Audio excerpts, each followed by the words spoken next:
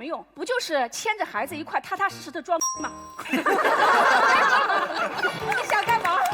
他这个 perfect， 他完美，他没有缺点，我怎么揍他？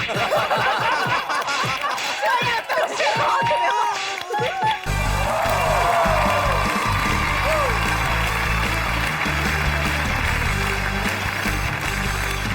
欢迎各位来到《奇葩说》，我们本期男生是雷军。好的，在上一期节目当中，我们聊到呢，这个雷总在办公室里常备有游标、卡尺、还有天平。你为什么永远有一种很就紧张的感觉？你是紧张吗？你不紧张吗？主要跟何老师坐在一起就很紧张。哎呀，我都不紧张，你紧张什么呢，干爹啊？这期还要玩这个梗吗？你喊干爹的时候，可不可以比较侧重在亲情的路线，而不要一直有一种邪门的感觉？我很纯真的应该说的是就是，你好，干爹，这样是比较侧重亲情那一部分吗？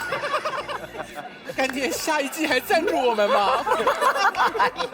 雷总说了，奇葩说下一季的赞助费涨幅可以翻倍。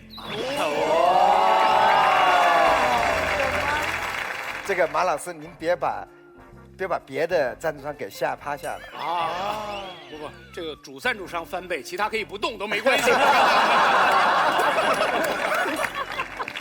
我们这一期来聊聊技术梗啊。说到这个技术呢，是雷军非常投入的啊，非常痴迷的。那么小米一直在说黑科技，这黑科技到底是什么呢？比如说这不是广告啊，这我真的是想好奇的请教一下老总，这是一台灯，这是一台灯。我想问一下，这台灯它怎么就黑科技了？这个台灯是我们设计的点台灯，这个光线的很柔，光线的很亮。这科技在头发下眼睛，一通电就能亮。做个广告，小米手机插线板微铸点的电饭煲，沾了水的那个内胆，干了1年半，哪怕这个签字都非常不野的。我们原来觉得中国电子的丑陋的，随处都有的，点一下就跟到垃圾桶的梗啊！我就在想，我们为什么不能做好呢？我就在想，我们为什么不能做好呢 ？Hello， 奇葩 Do you like me? OK, everyone. Do you like 黑科技？小米手机，小米手机，超车老师厉害。小米手机，小米手机都是黑科技。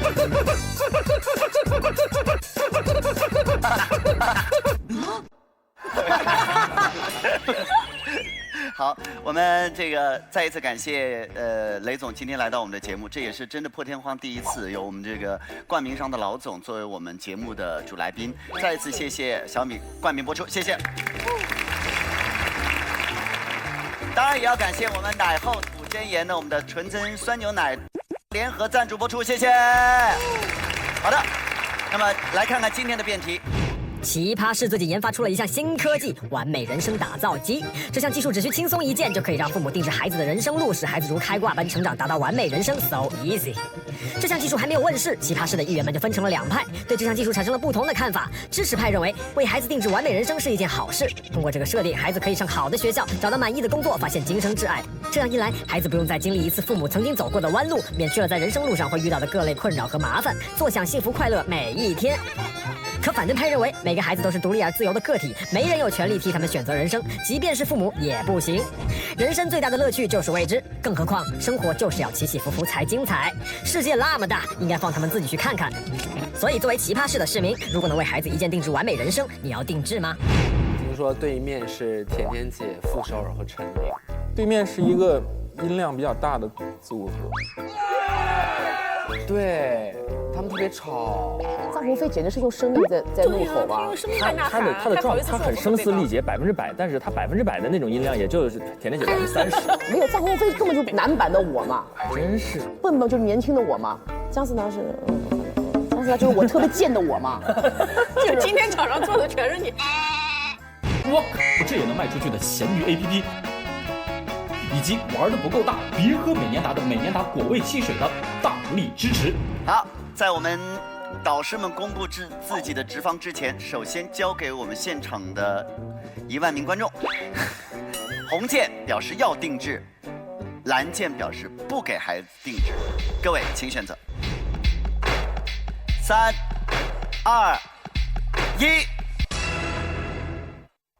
这是一次相当悬殊的较量，有80%的观众认为不要给孩子定制一键定制完美人生。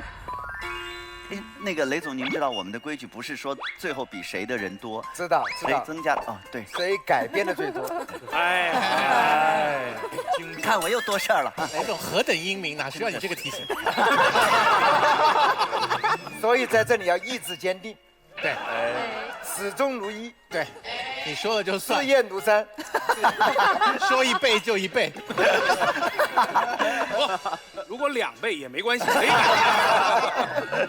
好，我们今天要去这个加入到最后结辩的我们冲锋导师是哪2位呢？我们看看打头阵的分别是，首先张泉灵老师，泉灵老师是正方，罗老师是反方，所以呢2位将会在我们的这个主持台上准备最后的结辩。那同时我们也有2位导师呢会加入到各位的阵营当中，跟大家一起来辩论。来吧，那个康永哥跟那个马老师，你俩分一下，往哪儿坐？马东今天非常慷慨，让我自由的选择我要去哪一边，然后我选择，你就自由的选择了？我就真的选了，我要去那边，因为呢，我其实心里面一直都反对定制，可是我知道，我心里面有另外一个小声音说，定制吧，定制吧，所以我一直没有机会跟我自己搞清楚这件事情，所以我今天要坐到那边去，跟他们一起搞清楚，为什么我们那么想定制，却老是要否认这个想法呢？感觉已经是非常有说服力的一番那个辩论了。好，来，那所以马老师，你真的就是要做到反方。我对于康永哥说的我没有意见，除了他说我很慷慨之外，我其实现在很后悔。好，2位请加入我们的辩论阵营。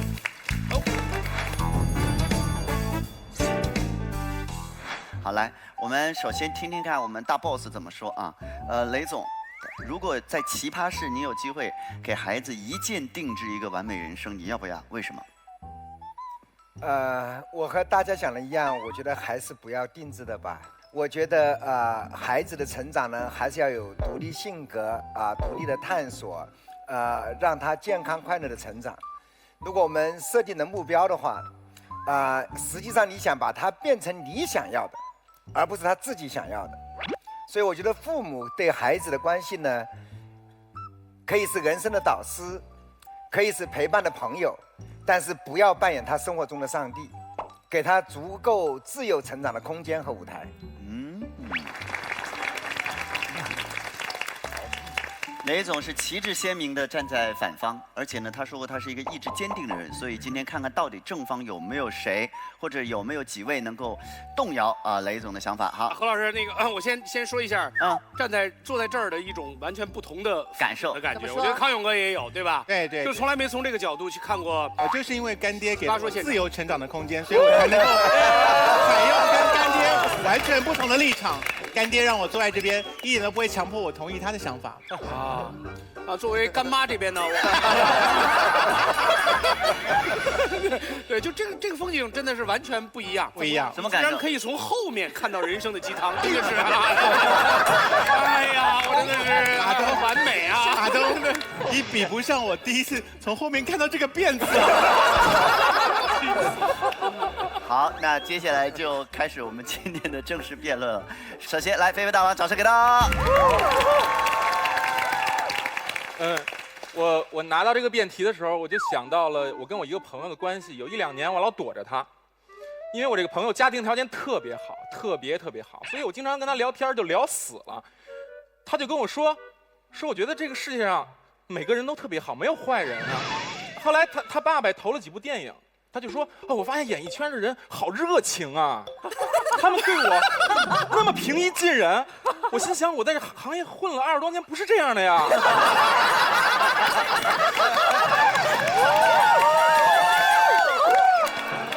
然后他说咱们去马来西亚看什么珊瑚吧。我说我得演出啊，你就知道挣钱，那个珊瑚都要灭绝了，你怎么不关心生活？我说我房租都交不上，我还给你看珊瑚吗？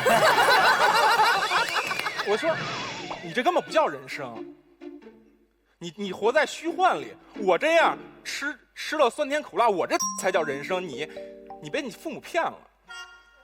当时我是这么想的。后来结果这1、2年呢，我稍微过得好一点啊，尤其上了奇葩说有点小火，有点小火。后来我就发现，最近我经常在生活中感受到别人的善意。比如我去机场，快来不及了，我说：“哎，那大姐，我真着急。”大姐，哎，你不是奇葩大会那个人吗？我说我赶紧给你打一电话，让他们能不能等你一下，给你留一下舱门。然后我这种事儿，我去吃饭，那个经理说：“哎，我看你奇葩大会了，我能给你合张影吗？我这还等着没桌，我找地儿给你凑一个桌。”哎，我就发现，是不是我努力成为一个更好的自己之后，就人更愿意跟我发行社交货币？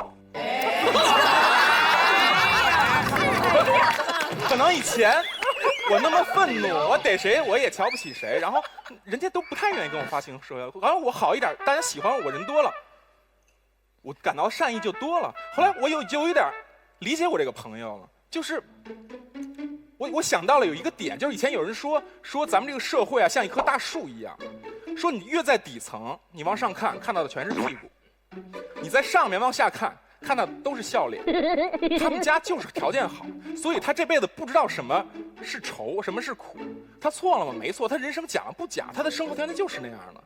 我就想，完美是什么呢？完美就好像是有一个机会能把这个孩子，不像我们一样从树底下一点点上去，而是把它就直接放在最上面。所以我理解的完美人生就是有一个机会能把这个孩子放在这棵树的最上面。那如果给我一个机会呢，我也不想再吃这20年的苦，我觉得这很好，没什么错。第二，咱们聊的不是你们想不想要，是父母想不想给。我们有一期说过一个问题，就是伴侣手刀逃跑，要不要原谅他？马东老师说过一句话，就是夫妻本是同林鸟，大难临头都各自飞。在你真正有危险要死的时候，谁能陪你一块死？只有你的父母。父母保护你、爱你是什么？是天性。今天有一个墙倒下来，我会给你推出这个墙。今天能让你生活完美，我摁这个钮是天性，不是你想不想要。你小时候还不想上学呢，谁想上学？父母也得让你上。我小时候我妈不想弹琴，我妈上来就一顿揍。就父母的爱，他有一点侵略性，我不得不承认。而且就别说完美啊，咱们就想想。有多少父母会拼尽一生的钱给孩子买一套学区房，会拼尽一生的积蓄为了让儿子结婚？咱们再把这题弄复杂一点，说你摁了这个钮，你手有30%的可能性炸断，但是你的孩子会有一个完美的人生。很多妈妈会拼了。咱们再把它弄难一点，说今天你摁了这个钮，你就死了，换你孩子完美的一生。我相信有一些妈妈他也就会问了你们，他拼了。所以现在我们说的不是你想不想要，而是说我们做父母，我们的本能，我们只能这样做。我们穷极一生给你们最好的、最完美，是我们的本能。你不让我这么做，我做不到。至于你想不想要，是另一回事儿。然后，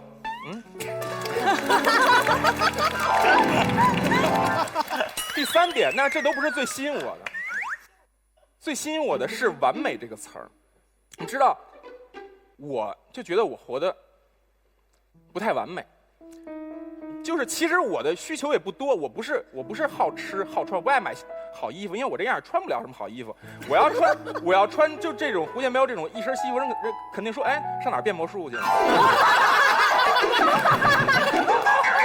然后好多人到了中年还喜欢开好车，买烧跑车，我就觉得跑车一点不好看，这跟土簸箕成精似的，那么低。我为什么觉得我生活不完美呢？就是因为我有好多遗憾。就说我这2年取得了点小成绩啊，但是我越取得这些成绩，我越觉得遗憾。为了什么呢？是因为你取得成绩，希望你最在乎的人看见。就是有一次我跟甜甜和潇潇就聊，有天甜甜就不知道特伤感，就说家里长辈身体不好，然后我就说你们还能聊这个话题，但是到我这儿，我这个岁数40多岁，我已经没有隔辈人了，就是我的爷爷奶奶姥姥姥爷就都已经没有了。而且我最让我心里一直过不去的是什么呢？就是他们大概是10年前吧，从03年到07年那阵儿相继去世，80岁左右，就是那正是我过得最不好的时候。就是所以在他们闭眼那一刻，我是一个什么样的人呢？就是我跟别的小孩都不一样，我一辈子没挣过钱。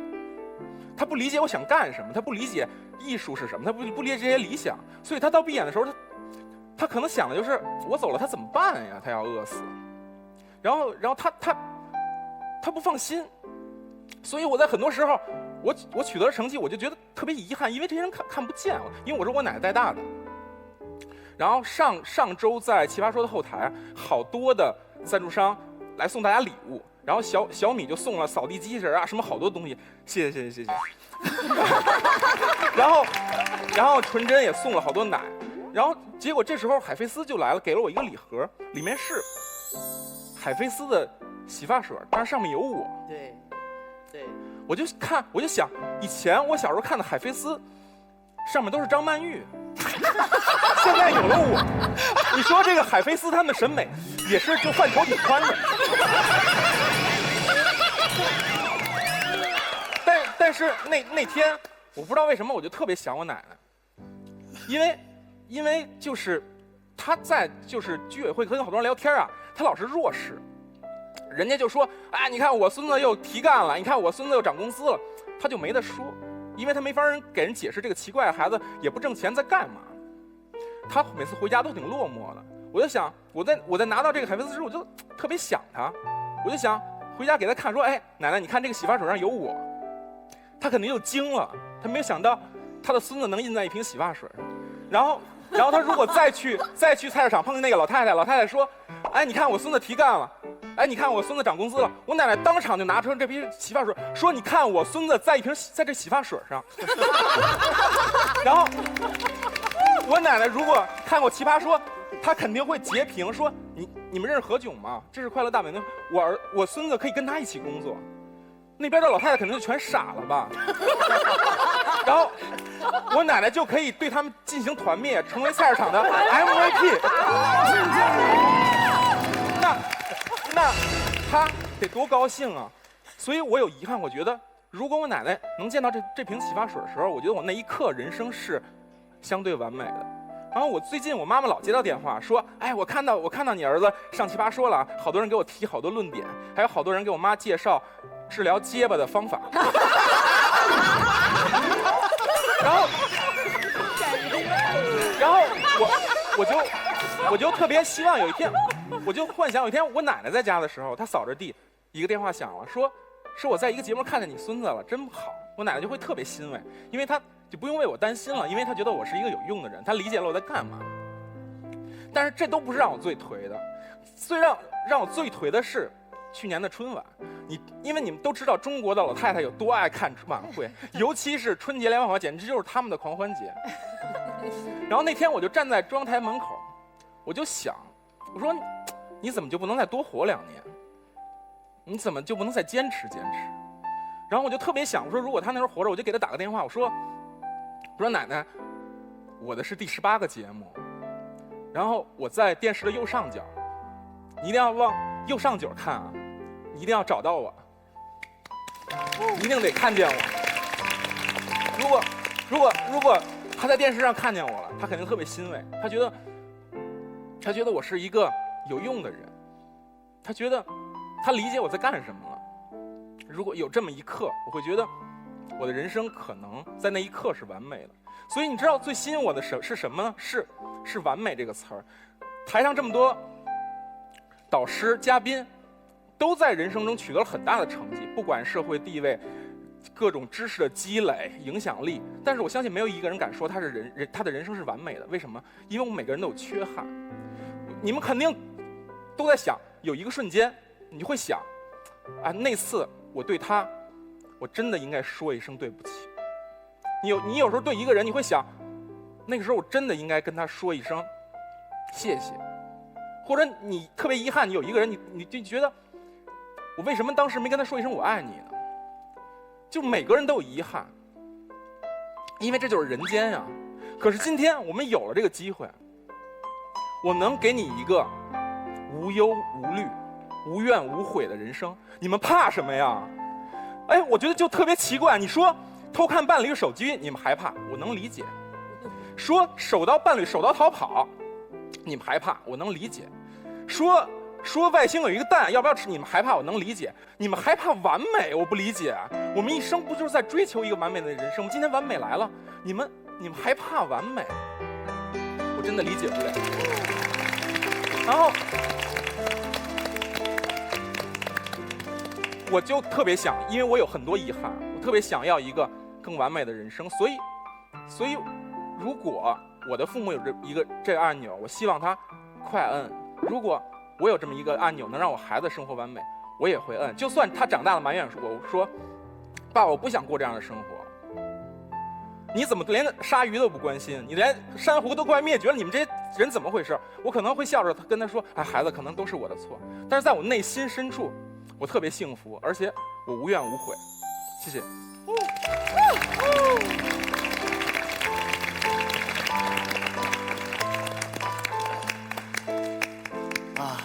谢谢菲菲帮我找到我的人生意义，就是团灭老太太。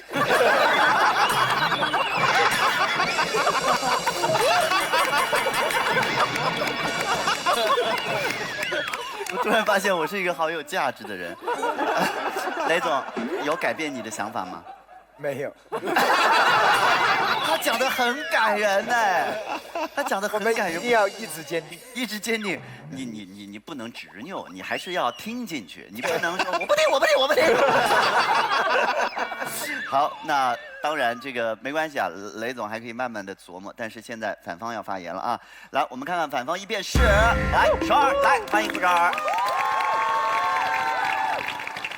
我呀不怕完美，我怕不靠谱的完美。我就问你们一个问题：你们长这么大见过天上掉馅饼吗？现在突然要掉给孩子一个完美人生，这道辩题对我来说像什么呢？一条虚假广告，隔2条街都能闻到忽悠的味道，而且不靠谱到什么程度，连价格都不标，就问我想不想订。你说多不靠谱？作为一个精明的少妇，我今天要全面的跟你们分析一下。精明的什么？精明的少妇。少妇应该是25到30。少妇就是老太太的年轻阶段。就是我要跟你们全面的分析一下这件事情是有多么的不靠谱。第一，1000个人眼里有1000个 perfect， 按谁的标准来定？人生是我儿子的，我肯定要问他的意见。那个，我儿子才7岁，没长开呢，他懂什么呀？我以前就问过他的，我说宝宝，你长大想干嘛？他说贴膜帅。哎，不，我解释啊，职业不分贵贱，但他离完美肯定是还是有点距离，所以这个事儿只能我干。那好，问题来了，我预设的完美人生，他真的会觉得完美吗？我跟大家说一个事儿，大家就明白了。去年我给他买了一双鞋，2000多块钱。你说我们这种中年人挣钱干什么用？不就是牵着孩子一块踏踏实实的装吗？哎，对呀。我第一次听说装可以用踏踏实实装，然后结果他不要，他说丑。还质问我为什么没有铠甲勇士的图案？那是世界上最帅的鞋，35块钱一双。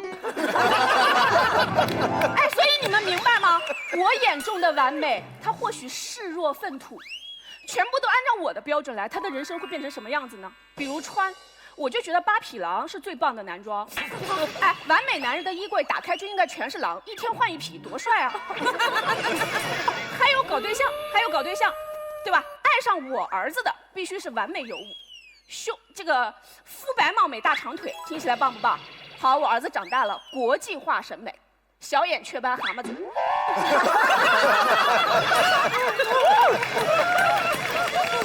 哎，这是第一点，就是我觉得完美是个人主观感受，定制却出自他人之手，矛盾，对吧？它实现不了，不能定，对吧？不能定。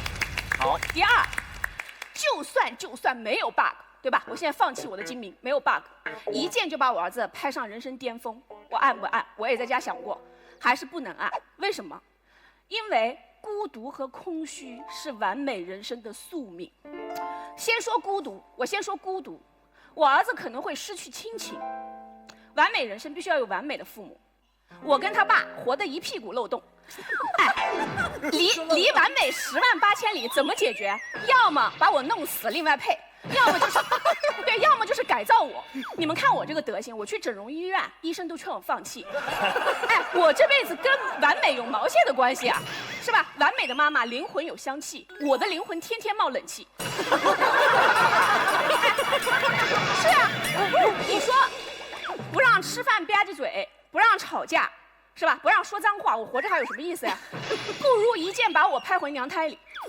即便回炉重造，我跟你说，我们的亲子关系也会问题重重。因为这个一剑拍下去啊，等于上了一个永恒的保险，它带来了好的生活，但是同时也带来了疏忽和大意。为什么呢？因为反正最后都是 happy ending 嘛，对吧？我儿子生病了，我不紧张，因为完美人生每一件事都有玄机，说不定再重启哪个零部件。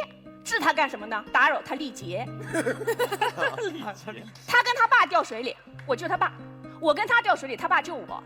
他在水里喊救命，我跟他爸在岸上说淡定闭嘴。完美人生每一件事都有玄机，你说这日子过得多神经？还有亲情吗？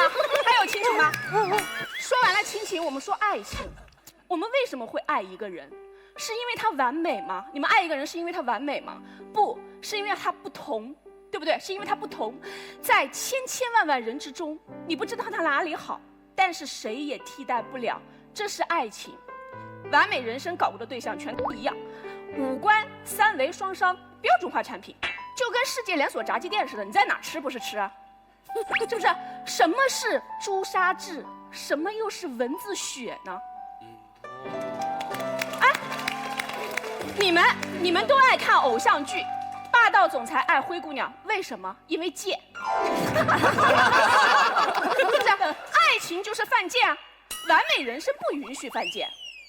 我儿子他在云端，可是生而为人，没有低到尘埃里的那一刻，你又怎会知道爱为何物？好，特别好。友情更不用说了，检验好朋友的唯一标准是什么？借钱。是不是好朋友借2次钱就知道了？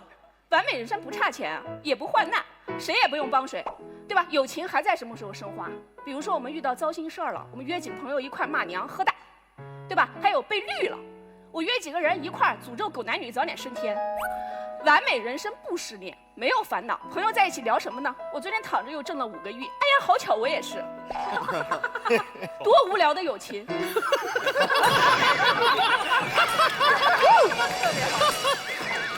哎，只有炫耀没有需要的友情，它还是友情吗？特别好。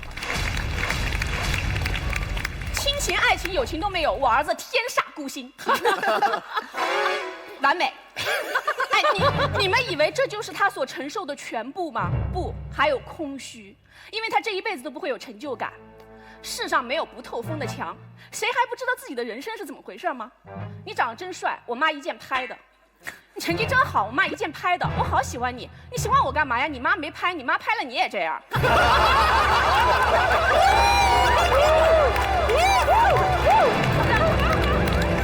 哎，你怎么那么完美？我不是告诉你了，我妈一键拍的吗？我们都能接受冥冥中自有主宰，谁能接受冥冥中自有我妈？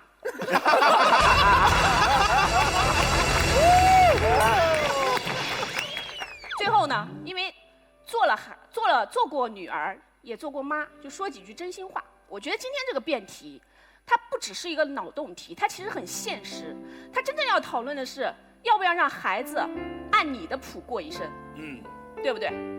每一个孩子生下来，父母都会跟他设置关键词。在我还是一个小女孩的时候，我的关键词就被设置为争气，就这2个字。因为我从出生就没见过我父亲，我妈在粮店工作，扛着米包把我养大的。从此，优秀就是我人生中唯一的目标，唯一的。天资也不高，谁累谁知道。我以前在家看《奇葩说》，我特别喜欢这群人，我想来，为什么呢？因为我觉得他们身上有我没有的东西，自由、任性。想不结婚就说我不结，对吧？可以说我就是要铁钉，但是我不行，我早婚早育，特别早就结婚了，因为我必须得按照谱过的人生。现在就是我变成今天的我妈特别高兴，因为我成为她灰暗人生中的唯一一个亮点。我现在混得也很好，你们看结果是不错，可是我心里的那些遗憾，我那些想干没干的事，我被偷走的快乐，除了我自己，又有谁真的在乎呢？所以我生下我儿子，我给他起名叫多乐，快乐是唯一的关键词。我希望他按自己的谱过一生，成为自己真正想成为的人，不必完美，甚至不必优秀。我不知道现在电视机前就是看这个节目的，还有没有人把完美设置为孩子的关键词？如果有，请你扇自己2个大嘴巴。追求完美是人生至苦，真的，追求完美是人生至苦，因为总是有求之不得。你只有放马去追你真正想要的，你才能放下那些你得不到的，明白吗？我拒绝偷走我儿子的人生，所以如果真的有这么个按钮放在我面前，我绝对不会按的，不装，绝对不按。谢谢大家。特别好。怎么这个也很感人啊？哇，雷总的眼睛那个湿润了，这个也很感人。你们那儿小区有老太太要团面吗？问你呢？他老了以后全团面。好，我们接下来继续我们正方的2辩，2辩是棒棒来。如果可以一键定制一个完美人生的话，我觉得我肯定会按这个按键。为什么呢？其实就有点类似于菲菲刚刚说的，就因为完美啊，就是我们从小长到大，谁敢说谁见过完美的东西吗？我们也从来没有敢说任何东西它绝对就是完美的吧，对吧？我们大家都听音乐，我们听过好的音乐，殿堂级的音乐，你们有人听过完美的音乐吗？我就问你，菲菲，你搞了一辈子音乐，我现在网上有一首歌告诉你这是完美的音乐，你会想去听吗？就不顾一切的去听，对吧？对。我们一群人在一起，比如说讨论一个帅哥，哪怕是像姜思达这种在我心里已经打了99分、100分的一个帅哥，你去问100个人，总有一个人觉得姜思达不是他的菜嘛，不是他的款啊。你是要现场调查吗？对吧？那如果现在我告诉各位，我们现在有一个完美的男孩，无论你是什么价值观、什么审美、什么背景、什么教育，只要你看到他，你就会脱口而出一句话：这样的男孩，你就不想见一见吗？所以我认为完美这件事情本身，它已经勾起我的好奇心了。而且我们讨论的根本就不是完美的音乐，也不是完美的男孩，哎，我们讨论的是完美的人生。你想看看完美的人生是什么样子吗？但是我刚刚说的这一点，我说实话，这还不是完美人生最让我觉得好奇的地方。你知道最让我好奇的是什么吗？我发现了一件事儿，就这个按钮，它可以为我们引起超级厉害、超级酷炫的一个蝴蝶效应。我给大家解释一下。比如说我爸妈按了这个按钮啊，我就成了一个拥有完美人生的小孩。首先，作为一个拥有完美人生的我的父母不能父母双亡吧，他们家庭还得和睦吧。如果他们天天吵架、家庭暴力，我肯定不是完美人生，对不对 ？OK。然后我父亲和母亲，他们工作也不能公司刚进去就倒闭了，我们家天天家徒四壁，饭也吃不起，那这样的人生肯定不完美嘛。所以说按下这个按钮，这些问题就全解决了。我们再往大想一想，如果我在我这个成长的这个过程中，8国联军来了，世界大战爆发了，忽然有了战争，我的人生完美吗？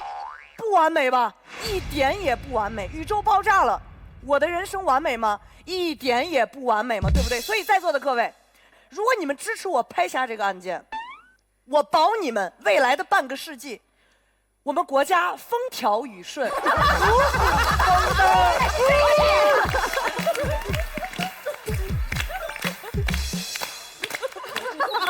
你还能保障世界和平呢，对不对？世界和平，未来50年，国家绝对不打仗啊！凡是跟我孩子当好朋友的，全部家庭幸福，对不对？风调雨顺，五谷丰登，那是国泰民安。有这么一个按钮，要不要按？要。哎，这就对了嘛。好，来，我们到反方的2辩，我们的甜甜。这话啊，完美好不好？特别好。但是没意思，没劲。比如说你，菲菲吧，你想听这个世界上最完美的音乐，听到了以后呢，然后呢，接下来呢，干嘛呢？没事儿了呗，死了得了。人活着就是在追逐完美的过程当中，就在 experience 经历才是最有趣的。完美特别好，可是老子不喜欢。哇！我觉得这个人啊，一定要记清楚一件事情：什么样的人会给自己的孩子要定制，而且是听好了，一键定制完美的人生。如果今天是我妈干这个事儿，我第一个反应，妈妈你要偷懒是吧？啊？哎呦，妈妈这份工作不好做，你累了是吧啦？你要辞职不干了是吧？啊？我告诉你，没这么容易。这个世界上我最烦的一件事情是什么？为什么我一直没结婚没生孩子？我觉得这是个巨大的 huge responsibility， 太大的一个责任了，是不是？怎么生我的时候你没想好，养下来以后你嫌烦了，你说走就要走，因为什么？一键定制完美人是吗？你啪叽拍下去，我反正就完美了呀，没你什么事儿了呀，是不啦？你不用教育我了。我觉得这件事情啊，特别不靠谱的原因是在于什么？他把一个非常好的坏的谎言，用一个很美的东西包装起来，亲情、对爱情，多美的一样东西。那我都已经完美了，要你干什么呀？合着你什么事儿都没有，不用管我了，是不是？这是剥夺父母教育自己孩子一个极端恶劣的手段。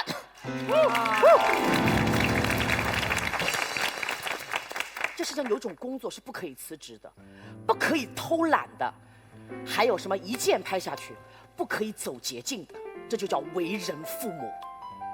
你要对我负责任的。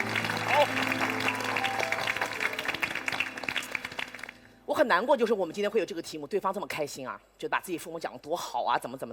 你知道偷的东西是什么东西吗？偷懒偷了点什么呢？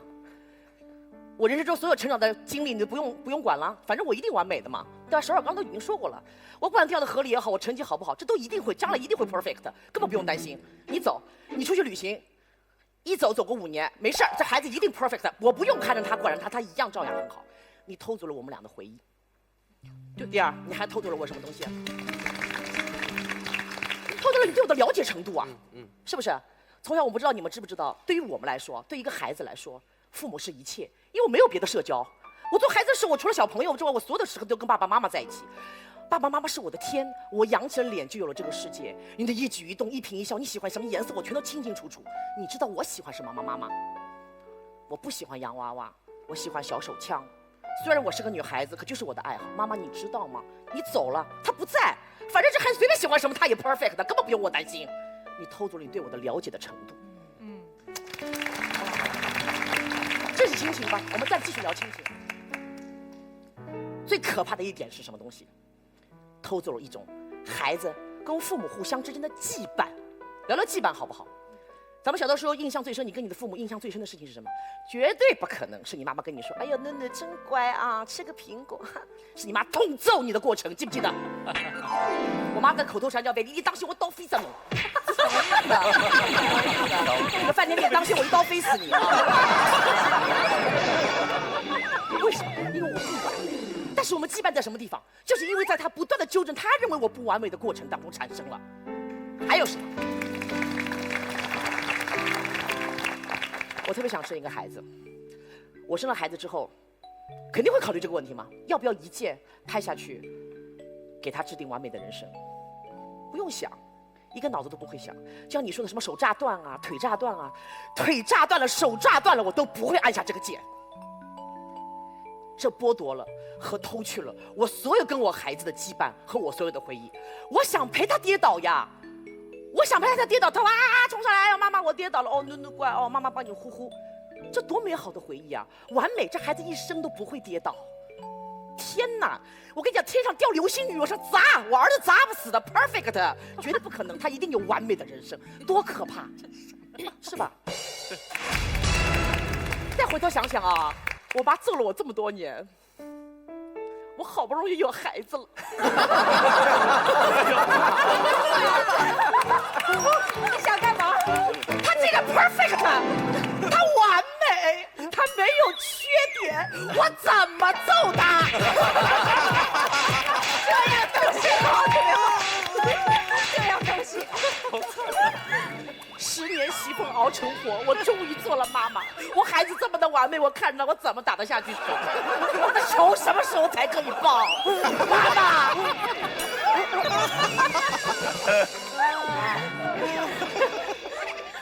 好，来讲一下人生吧。什么叫人生？就是活着嘛，活着才叫人生，对吧？死了那叫另外一种往生，那叫。人活着，人是什么人？人这种东西有种东西叫情绪。你看我情绪特别多，我经常在打这道题都还问各位，我说怎么我老是愤怒啊？我说我过得挺好的，我也不缺钱，啥都有，那为什么还愤怒？他们说你就是这样的人，情绪特别饱满、特别有张力的一种人。人有什么情绪？叫七情六欲，我贼多。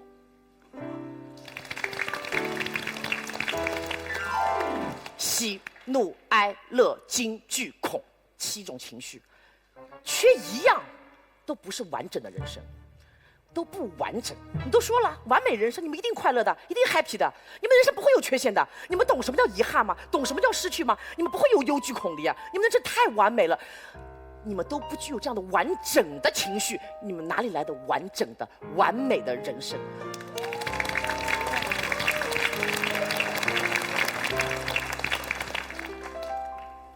像我吧，就想听听心跳，我想知道什么时候我算是活着的。咱们大家都把手摸摸自己的心脏，我们想想看这个问题啊。我们听见自己的心就是普通的跳动嘛，咚咚咚，很正常，每个人都是这样的心跳。可是你有没有想过，心咚咚一下这样跳过的时候，你才感觉到你自己真实的活在这个世界上，你是个有血有肉的人。我不想做只有2种情绪的人，只有喜，只有快乐，人生没有遗憾。我们想想看，其实很多激动人心的情绪，就好比我说我5月27号康永哥导演的《痴痴爱》马上就要上映了，有我参演在其中，非常感激他。他在这个舞台上认识了我，他给了我这样的一个机会。如果我知道我的人生是 perfect 的话，我告诉大家一件好消息，根本不用担心，我这片子出来以后就奥斯卡金像奖，是不是啊？一定的，必然的。康永哥，你必须得挑我的，你不挑我，说不定你没有眼光的，对不对？可是现在我会非常担心，我要去影院里看，我要去包场，我要去捧场，我希望大家都来看这个电影。为什么？我不知道这个电影的结局将会如何，这才是人生有意思的地方呀，是不是？因为我知道我的人生不知道结局是怎么样，那你的人生才有期待。当你的人生有期待的时候，你才会有一样东西叫做什么？我不舍得死，不舍得死才是我们活下去的唯一的意义，对不对？这才有血有肉，是不是？惊惧惊恐，哈哈哈，这才叫活着。不然啊，你的心跳就等于是哔，跟死了没有任何区别。谢谢大家。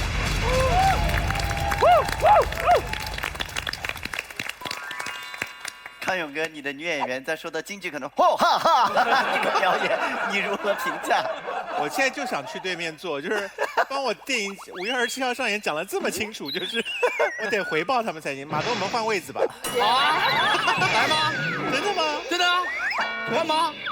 有什么不可以啊？换吧，走。不可以。我把这边所有的事儿都想完了，换就换呗。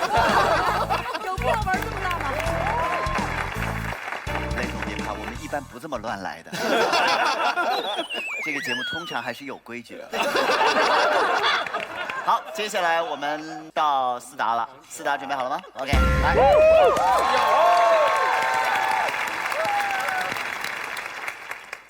观众朋友们，我现在超高兴的，为啥？完美这一件，对方81个人不跟你抢的。傅首尔直接说什么？说我绝不装，坚决不按，我真的给你鼓鼓掌。因为这个件，我本以为大家都会去排队，给孩子排队定制一个完美人生，现在不按，转身排队给孩子买鲍师傅糕点，我就想你有病吧。朋友们，完美不是一个好词儿吗？你们想想奇葩说怪不怪呀？奇葩说我们开始拥抱缺点，我们不拒绝遗憾。现在我们抽风啊，我们对抗完美。我是观众，我现在相当的 confused。完美好词儿是吧？别抗拒它，大家就想想这个今天晚上怎么过啊？今天晚上这录制完，你特高兴是吧？你回家在车上乐呵的。今天你看着美玲，你特开心。完了，你爸给你打一电话，你接了。你爸说：“孩子，20多年来有个秘密一直没跟你讲。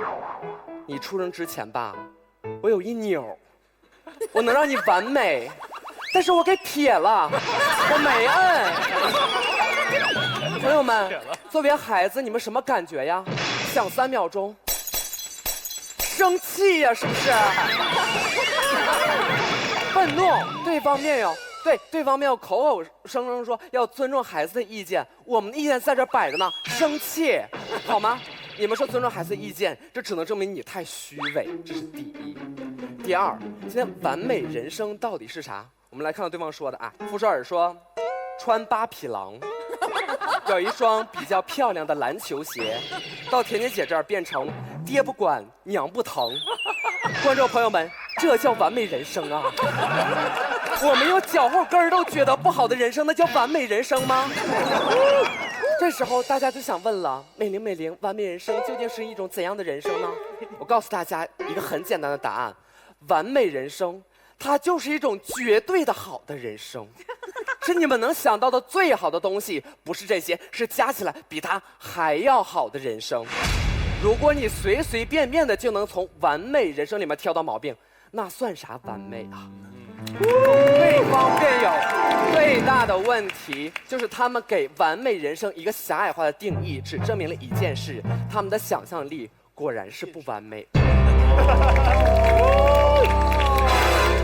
如果今天完美人生像对方辩友想象的那么可怕，我们不仅不应该摁给孩子，我们应该摁给敌人。小米手机看其他手机不顺眼，我想我让你一键，哼，完美。美年达看竞争对手的销量还不错，他很气，这时候美年达干嘛？一键让竞争对手，哼，完美。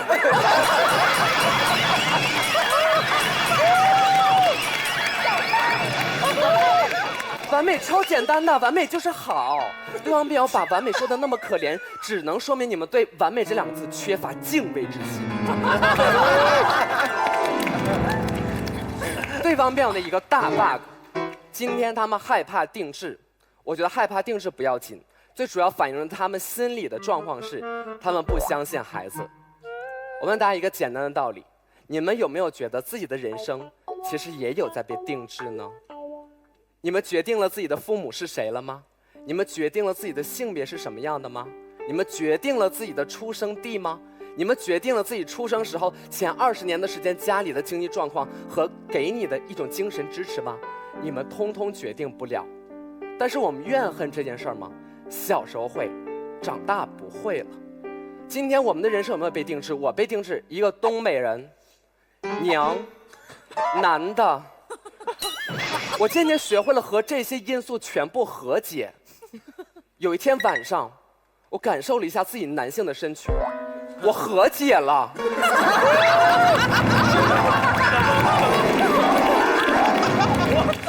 定制有那么大问题吗？是不是谢顶的老爸都不能生孩子了，直接定制自己孩子的脑袋呀？对吧？对吧？对。定制这事儿没问题，为什么？因为我们愿意相信孩子。随着我们的成长，无论父母给我们的是好的和坏的，我们越长大越会心怀感恩，不是吗？如果给我们一个很一般的状况，我们尚且能够心怀感恩，为什么今天给我们一个完美的东西，我们反倒仇恨父母了吗？我觉得这个事儿不太成。让辩友否定孩子的一个心态，而我相信孩子，这是第二。接下来，我们来看看“完美”这一词儿蹦在我们面前的时候，我们其实可警惕了，对吧？但是我们换一个辩题，今天如果一键让这个世界变成完美世界，每个人的人生都获得了完美人生，大家按不按？按。大家按。但是落在一个人的身上，为什么就不行了？因为我们极度完美的存在，极度完美的存在在现实生活当中比比皆是。比如说莱昂纳多·迪卡普里奥，是吧？他获得奥斯卡的时候，你们真的那么高兴吗？你们就还好。你们什么时候高兴？他胖了，他拿个30枪在那跑，你看着特别高兴。完美破碎了，你特爽，因为你酸爽。你酸爽。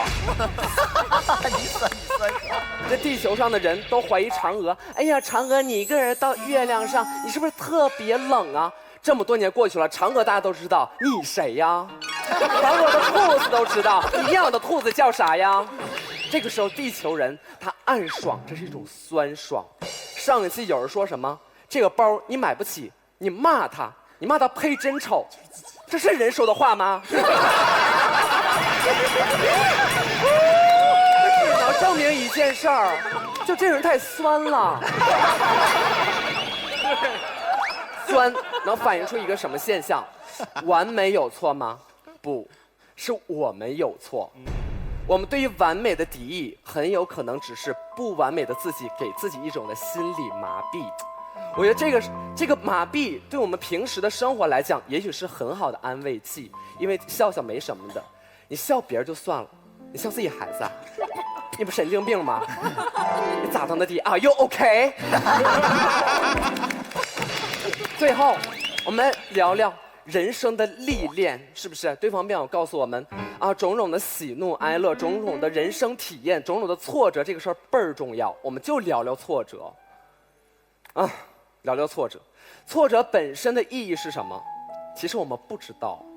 风雨本身的意义我们不知道，风雨变成了彩虹，之后变成了彩虹，因为彩虹的出现，风雨才有了意义，对不对？我们今天的人生的意义是什么？问在座各位，也许都说不清楚，但是有一个答案，也许能够发挥大家的共鸣，就是我们趋近于完美，我们的人生的意义好像就出现了。所以今天的挫折给我们提了一个醒，我们不是为了挫折而挫折去的，我们要找到挫折背后的意义。上一届奇葩说最后一集，我亚军，挫折吧？挫折完事之后，网友们都咋写的？妈，一个个写的可好了。那写的是我，写的不是我，我都在那感动。说啥呢？说亚军对于四大而言就是一个最好的礼物。你问我意见了吗？我要的就是冠军，我不想被黄世成打压，我就是想当冠军。所以这个挫折本身没啥意义，是挫折之后我来了才有意义，对吧？我又出现了，这个才有意义。所以我们追寻的意义，其实到最后你只能用一个词去总结，我觉得不要羞涩，那就是完美。我不觉得今天这一件是凭空而来的一件，我觉得这一件是凝聚了人类最大的智慧，经历了无数的挫折和无数的实验，终于把完美的这个意义的一件放在你面前了。对方不摁，剩下的39个人不摁，他们走了。我觉得这像是什么呢？像是我们寻求一个宝藏，我们披荆斩棘，然后降魔除妖，到最后我们在宝箱面前，我们不敢把它打开，我们走了。今天我们追求一个人，我们准备好了一身的武装。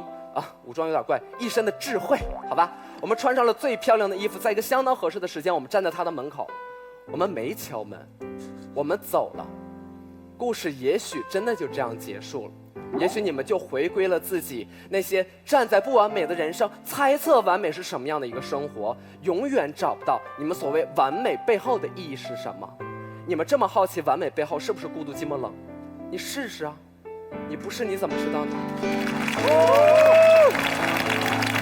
所以，我觉得人类最大的不完美，也许只是我们缺乏那个勇气。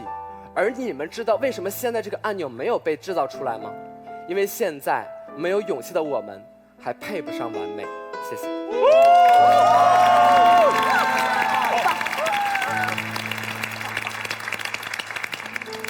罗老师，您是反方是吧？这是我反方。您刚刚大声叫好哎！我特别想做那些。要不咱俩算了，别换。康永哥，你们还要换吗？我不换，我其实今天这心情就是在摆荡中，我在享受这个摆荡的矛盾，因为我今天不用辩论，所以我特别能够。但有个人本来可以享受摆荡的快乐，他就不享受。对。Are you OK？ 雷总，现在已经有65个人摆荡过来了，你是第66个吗？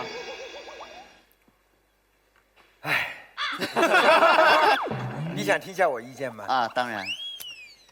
我还是不想定制。为什么？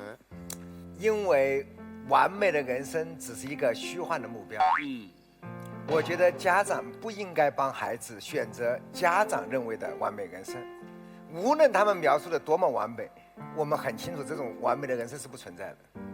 雷总，我可以请教一个问题吗？如果你今天公司里头有一个研发部门的员工来跟老板报告说，我正在研发一个完美的案件，按下去之后，这个小孩的人生就完美了。你听了这个报告，然后这个是一个极靠谱的员工，你会愿意让他试一下，把它给做出来吗？关键的问题呢，就是说，我们觉得的完美的人生，不是孩子觉得的完美的人生。是。可是你所以呢，这里面呢，这个它是两个角色的差异。我们假定了我们每一个认为的完美人生是一样的，对，实际上是不同的。那我们心目中有没有大家认为一样的完美的手机呢？小米手机。我觉得人生跟手机不一样，手机是工业品，人生是艺术品。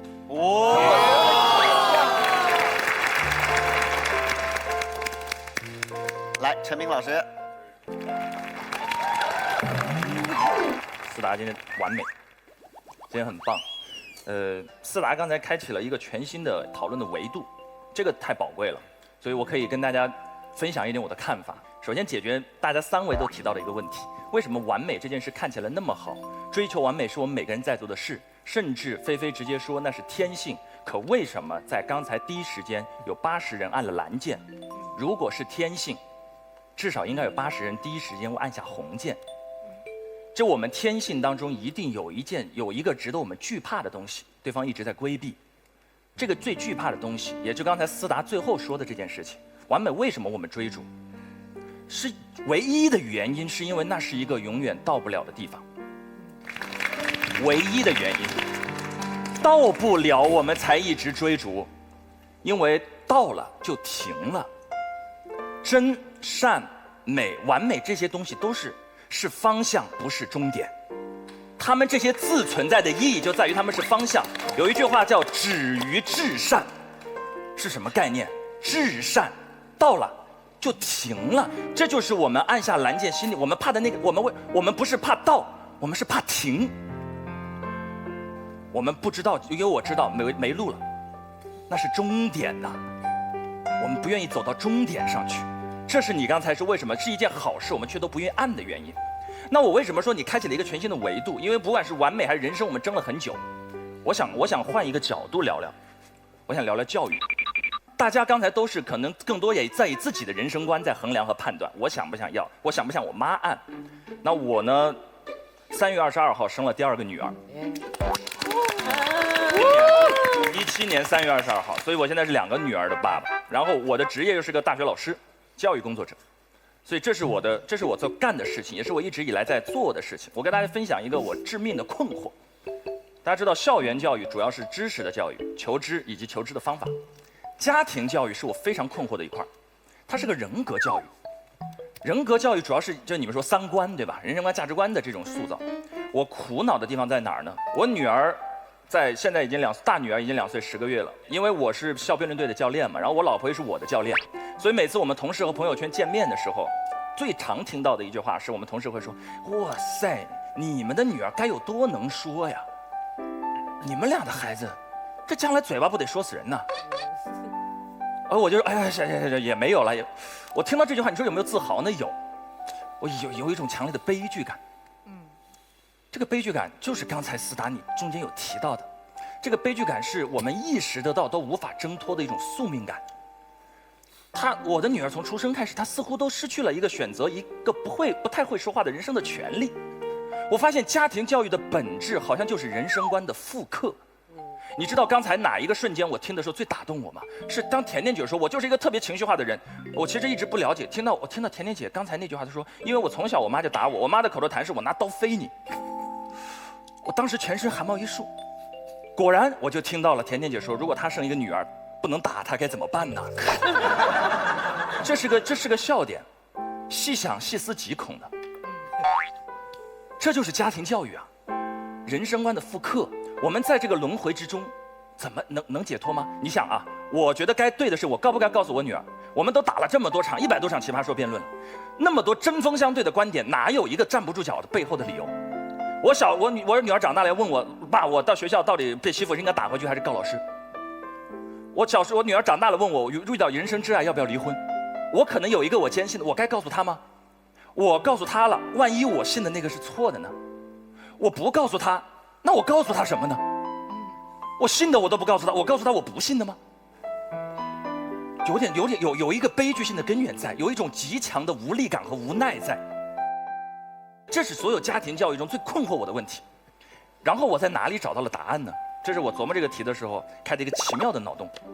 传统教育的基本理念基本上是刚才对面所说的全部雕刻模式，父母信的仁智礼义信，如道是，传给孩子，你要学，你要按这么做。教育的客体是孩子，近代教育和现代化教育的标志，或者说教育的前现代性跟现代性的分野在哪里？在于教育的客体变了，从孩子变成了环境，从孩子变成了环境。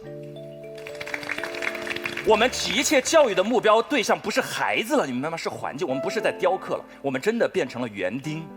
我们的关注不是在于这束花，我们关注的重点放在了空气、土壤、养料和水分上。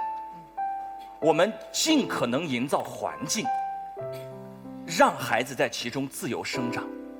我们在教育上第一次让可能性成为了常态，这是教育最美的地方。对方说的那个一键定制的本质是这种雕刻式的教育观借助了科技外衣的极致化体现。我们前现代用了那么多年传统的教育模式，用了1-2000年，都是在雕刻一个孩子，雕刻成教育者想让他成为的那个样子。你用了一个科技的外衣，拍一个键，孩子啪就真的全成了那个样子，就是极致化的这个速度和时间。但教育理念不是这样的，教育的死敌就是定制。不要说完美人生，你管你是100%的完美，90%完美，50%完美，还是0%的完美，不管你的人生的目标模板是什么样，但凡做父母的抱着一颗定制的心，初衷就错了，第一步迈错了。所以你们刚才争了那么多完美，这其实不是这个辩题的关键。这个辩题的关键是我们做父母的要用一个按键的方式去定制一个孩子，无所谓他是什么样的一生，要去定制吗？不要。这个时代，我们这个时代的文明能够给予孩子最好的事情，就是给他一方花园，给他养料和空间，你自由开放，你枝繁叶茂，你一枝独秀，你孤芳自赏，我都为你鼓掌。我们不管你是红的花还是绿的花，我们不管你开出来是什么样子的颜色和色彩，我都为你开心。只要在道德、法律、公序良俗的基本人类框架之中，我都为你开心。这才是现代性模式下教育的本质。所以这不是一个按不按键的问题，这是2种教育理念的博弈。我只希望大家，如果因为你们年轻，但你们一定有一天会为人父母。如果你们为人父母，请在脑海中把对孩子教育的时候“定制”这个词删掉。记住，教育的客体，教育这个词的宾语不是孩子，是环境。一点小小的心得，也是一点小小的脑洞，跟大家分享。谢谢大家。好，接下来马老师。我们康永哥，我们可以齐席吗？可以啊。我这样，因为我是对方那边过来的卧底，所以我齐席的是他们仨。可以吗？不行，可以吗？为什么不可以？可以，来吧，奇葩说不是一个看心情的节目吗？我齐席的是他们仨，因为他们仨一直在说，有一键摁下去就是完美，而完美是整个今天讨论话题的前提。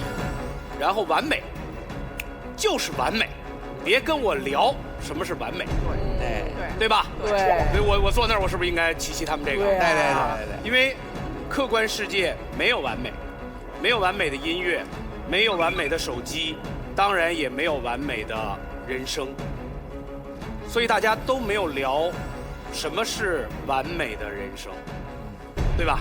所以这是他们的问题。但是我虽然在这一波，我依然会选择摁红键，要定制，因为我对完美人生的定义是什么？是中国人说的命好，对吗？就是生在一个无饥馑之忧之家。小时候，即便遇到了危险，也大难不死，必有后福。读书的时候，虽然他不是天资最聪慧的，但在中游之上。会写字的时候，小米发明了这种握起来很舒服的笔。及长，他谈恋爱了，他爱他所爱，居然也能追到他爱的那个人，但却未必跟他走进婚姻。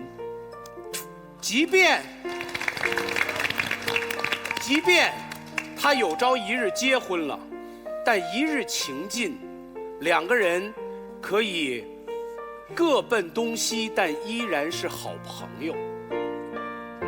他工作当中不是没有困难，但却最终往往能够得到自己想要的结果。在我看来，这就是完美人生，是命好。所以在这种情况下，如果我为人父母，我能有一件去给他一个经历过很多，却依然能够体会人生的那种挫折，但不至于受很多苦，没有大跟头的人生，我是不是应该按下这个键？我觉得所有父母都会按，因为并不妨碍对方所说的所有前提。奇葩说为什么要讨论这个话题？这明明是一个脑洞题，甚至是一道扯淡的题目。但为什么要讨论这道题目？是因为我们希望通过讨论，跟父母们去讲一讲，什么是你孩子的完美人生。如果环境是最重要的，那什么样的环境？在你的孩子成长过程当中，告诉他世界的多样性，并且培养他从不同角度思考和看待人生和世界的方法，这是最有可能让他有一个好命的结果。这就是你手里的那个剑。以上。我要七夕。斗士七夕马东。不是。先打架了。马东刚刚说，你特别认同陈明所说的意见。啊，这是客气话，我根本没听懂他说什么。所以我想你没有听懂的是他对于定制这个事情的戒慎恐惧吧？我不知道什么是定制，但是我觉得有那么一个键，当父母一定会摁。你不知道什么是定制，我可以借由雷总的话来转告给你，就是凡是被定制的是工业产品，不能被定制的是艺术品。所以你一旦让孩子进入了定制这个过程，你是不是就认可了孩子是工业品？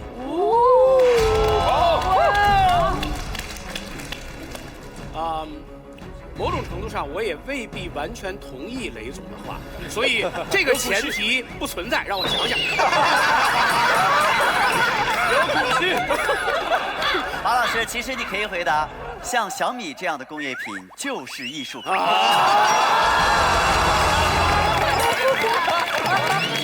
以上。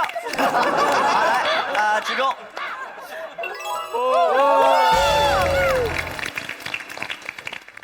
我因为一整场都在聊什么是完美人生，我刚刚听陈明讲的，我有一个想法跟大家分享一下。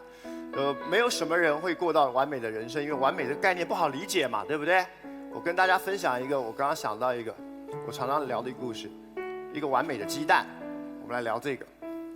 香港有一个美食家叫蔡澜，他在他的书里头他讲到，他有一次去访问一个米其林3星的老厨师，很有名，名厨。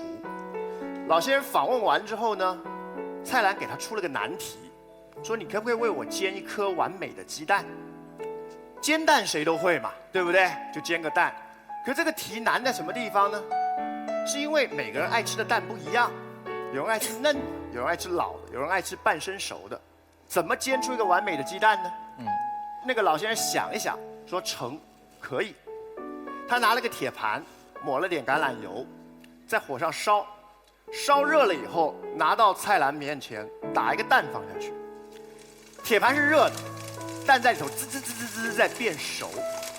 他说：“你愿意吃的那一刻，那个鸡蛋就是完美的。”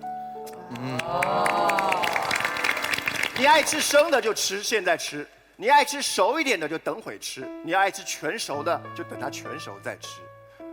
厨艺到了一定的程度，个个都是哲学家。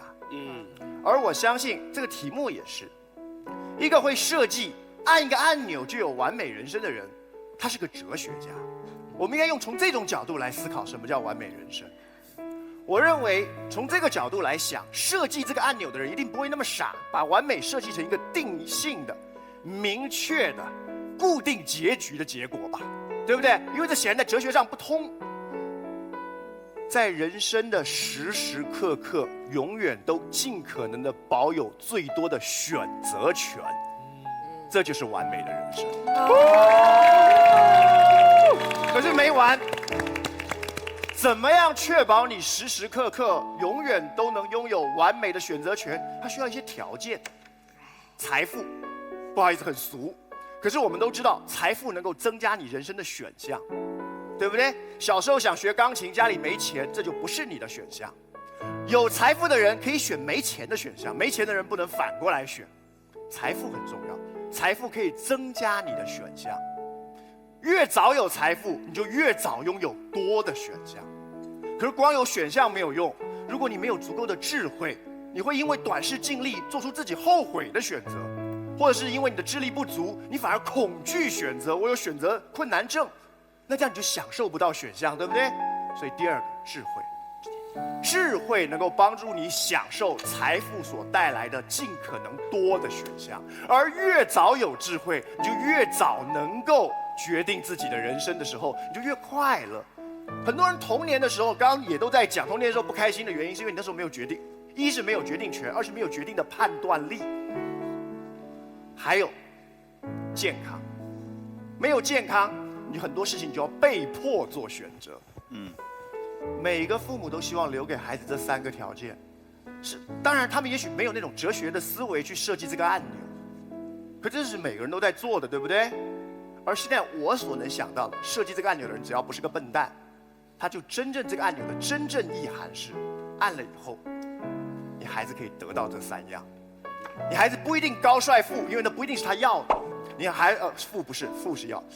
你不一定高或帅，不一定是结婚或不结婚，不一定有没有遇到白马王子或他的这个白雪公主。可是他时时能选择，路路有回转。来，潇潇。对面呢，包括马老师，包括执政欧巴，他们一直在跟我们说，我们来定义一下完美，什么叫完美？但是我听了大概几个健康、财富，我觉得给一个完美的最低标准吧，安稳，至少安稳，它健康。但是刚才思达说，你们有80个人，你们害怕完美。但我作为那80个人当中的其中一个，我害怕我把完美的人生摁给了一个拥有不完美人格的孩子。人性太难琢磨，我不知道我这一剑拍下去，我的孩子他如果是个大魔王怎么办？我不会当父母，但我由衷的希望他如果人格这么不健全的话，他不要拥有完美的人生吧。最近大家都在看《人民的名义》，我也在看。你们试想一下，丁义珍他妈给他摁了这个键，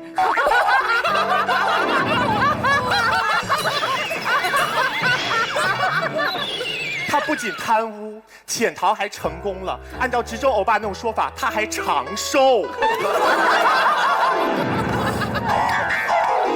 所以，我们这边这80个人难道不需要害怕吗？如果对面那20个人有1个人的小孩是个混世魔王的话，他得到他想要的完美的人生，我们怎么办啊？你们怎么对人性这么有自信啊？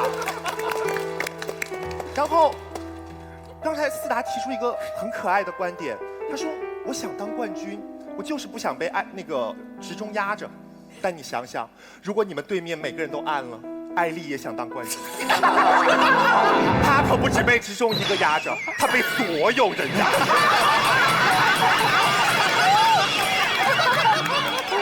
接下来，奇葩说变成了一个相亲相爱的演讲节，ending 就是人人都是赢家。你的成就感从何而来啊？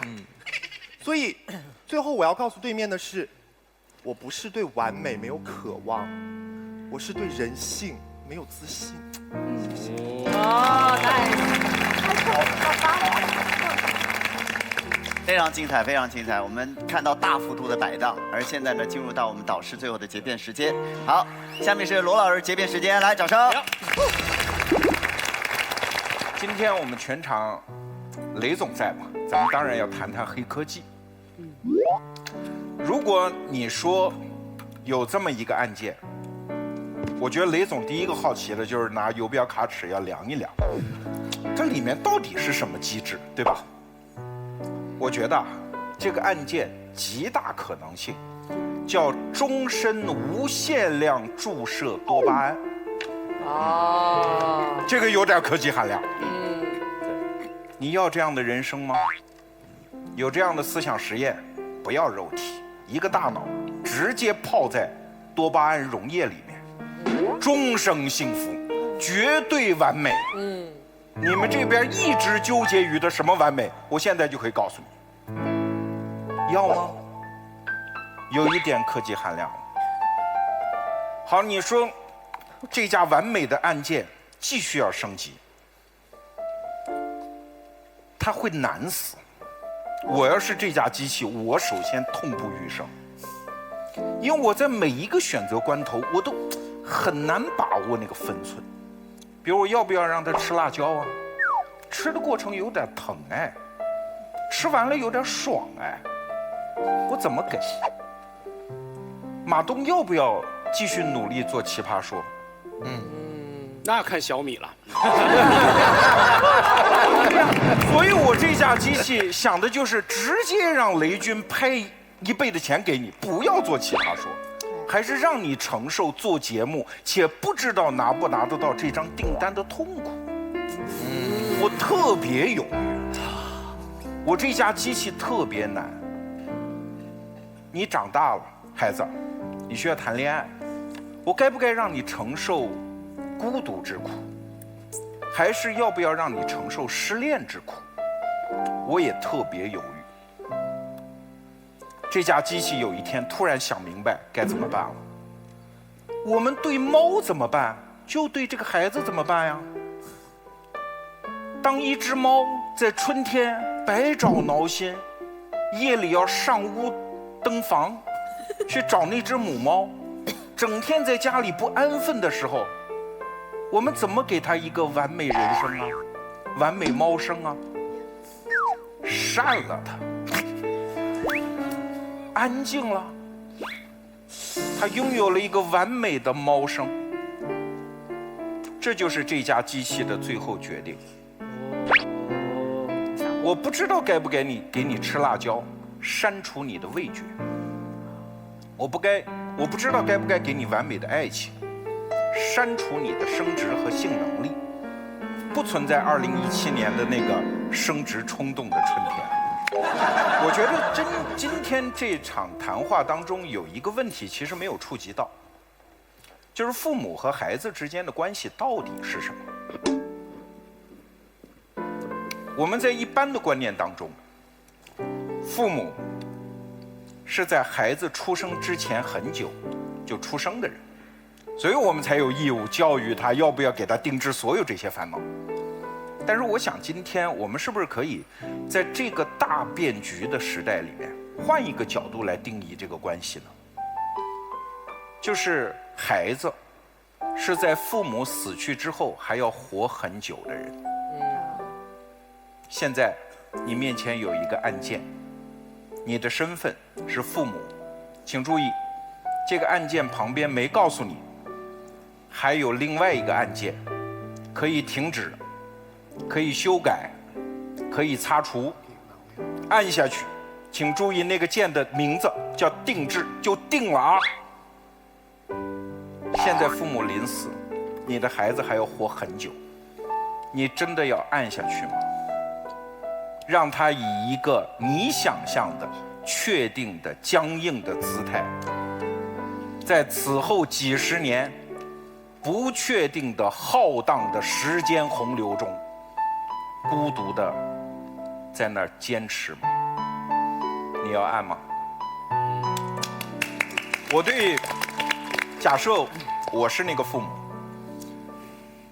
我不会按这个按键，但是我突然想起了我特别喜欢的一个作家叫连岳讲的一句话，他说世界上有2种规则，一种叫魔鬼的规则，叫找麻烦，然后把麻烦合理化。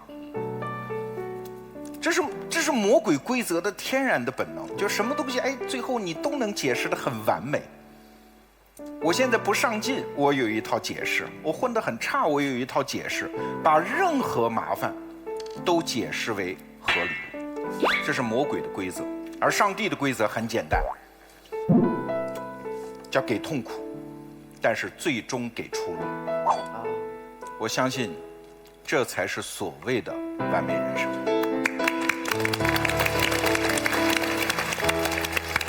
张老师，到您的时间。导演组给我这道选题的时候，其实我的第一反应跟在座的一开始的80个人是一样的。我脑子里立刻出现了一个场景，就是我爸爸能定义我的完美吗？我想起了一件事儿，那个时候我5岁，我已经很记事儿了。1978年，中国改革开放的前夕，有一天，我爸发了一次感慨。我爸说：“哎呀，如果家里能有个500块钱的存款，就完美了。”如果他在那一刻定制了我的人生，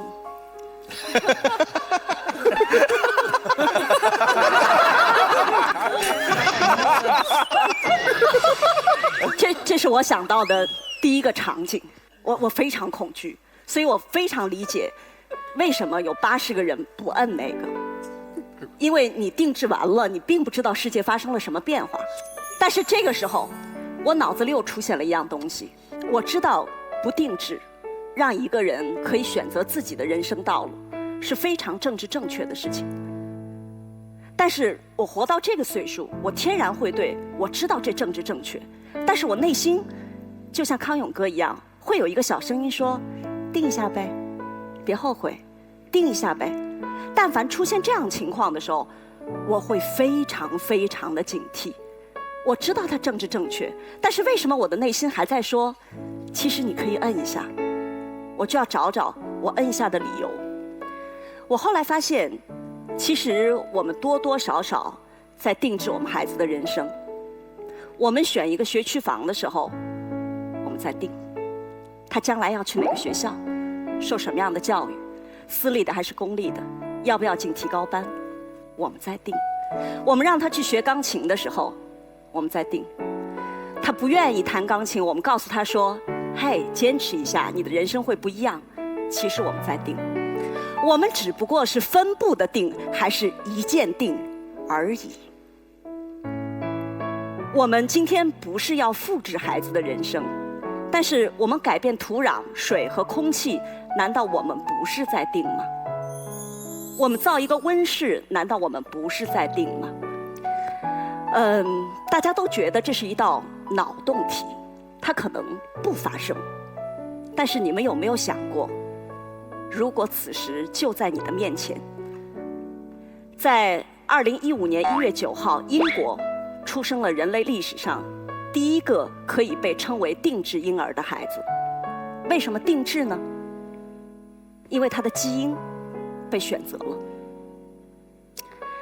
这个孩子的妈妈有一种遗传性的乳腺癌，家里3代女性都会得乳腺癌，最早的发病出现在27岁。所以这一对夫妻决定自己要生一个孩子的时候，他们怀着巨大的恐惧。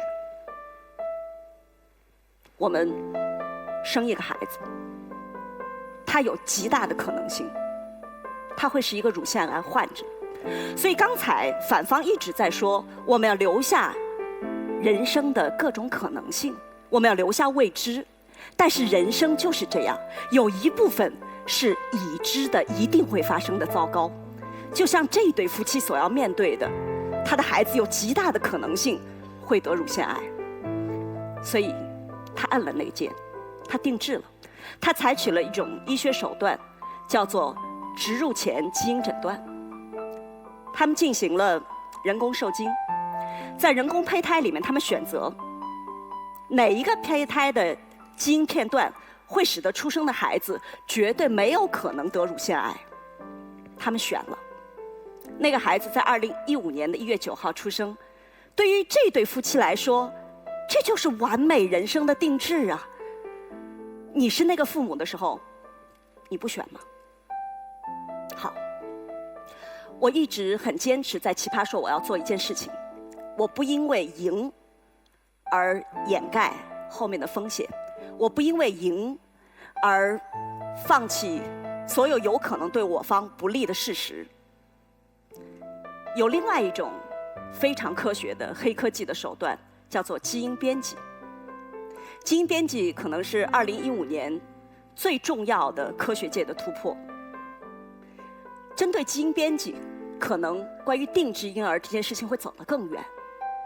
理论上，你可以定一个金发碧眼的孩子，这是可以的，理论上是可以的。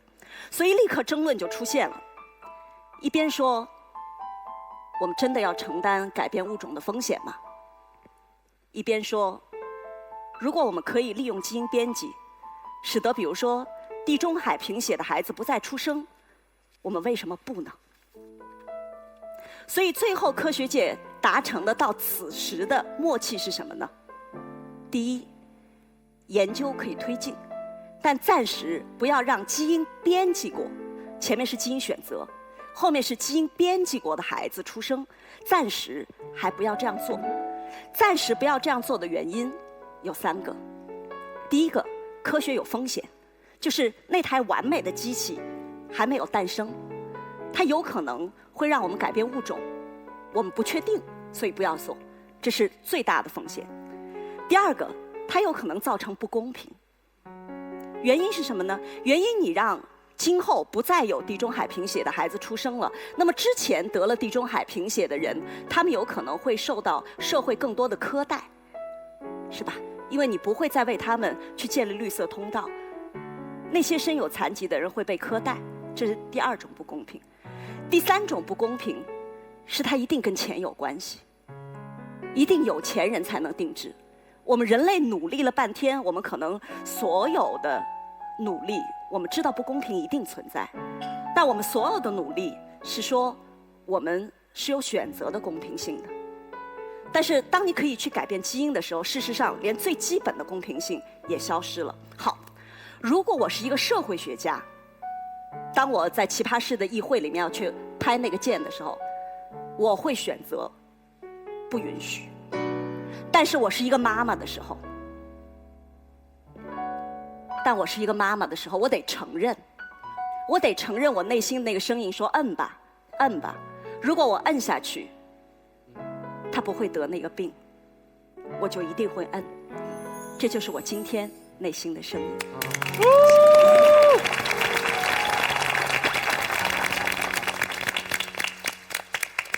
对，罗老师还有1分钟，请。好，张泉灵作为一个妈妈，当她要摁的时候，我真的会劝她三思。人类对于基因世界的了解还特别的粗浅。当你定制了一个金发的娃娃，你真的不知道你打开了另外一扇什么样的门。所有的进化，所有我们看到的好事儿，都起源于一个错误，起源于一次突变。当你要一切眼下的完美，最后有可能导致一个你根本控制不了的错误。所以任何妈妈，我都建议你三思。最后我想说，这2天我看到的一个段子很有意思。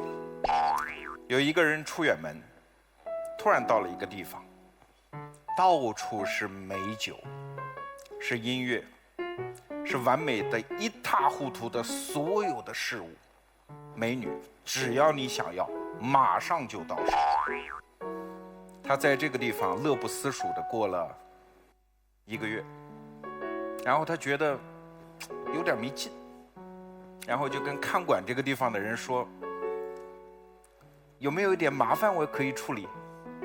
有没有什么工作我可以做？没有，我们这个地方没有这个东西。这人说，那跟地狱有什么区别？那个人说，你以为你在哪儿呢？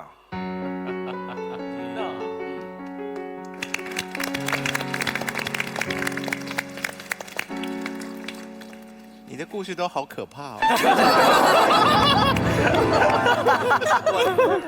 鬼气森森。交给我们的观众朋友来判断。听到现在，您觉得要定制按红键，不要定制按蓝键？各位，请选择。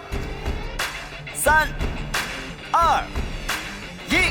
好，谢谢我们亲爱的观众朋友。不知道您刚才一键定制的是什么样的结果？我们来听听看，我们意志非常坚定的雷总有没有一丝一毫的改变呢？没有。好忙啊！刚才雷总在现场吗？听了罗振宇老师讲的，真的觉得也挺可怕的。所谓的完美人生呢，就是所以意志一定要坚定。你放弃明年涨100%吧，涨到90%算了。好，我们来公布结果，来，请看。哦，恭喜正方获胜。